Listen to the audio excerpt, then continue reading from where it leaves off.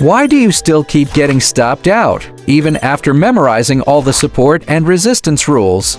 Because 80% of the levels you see on the chart are actually traps left there by the big players. Today, I'll teach you 3 tricks to help you understand what a real level looks like and filter out most fake breakouts in the market. So what is real support and resistance? Simple. If price can't go higher, it's resistance. If price can't go lower, it's support. Once you find the right levels, you'll know where to take profit, where to place your stop loss, and even when to exit the trade. Remember this, a level only has real trading value if it passes these 3 important tests. First, check the number of tests. Price should test the level at least 3 times without breaking it. This means the market strongly agrees that price should not move beyond this area.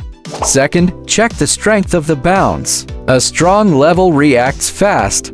When price touches it, it should bounce away immediately, and the following move should be large enough.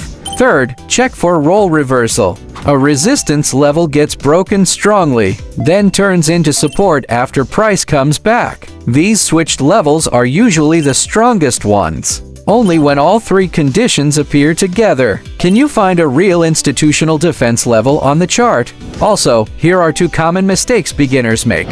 First, many traders only focus on lower time frames, while higher time frames are actually more important.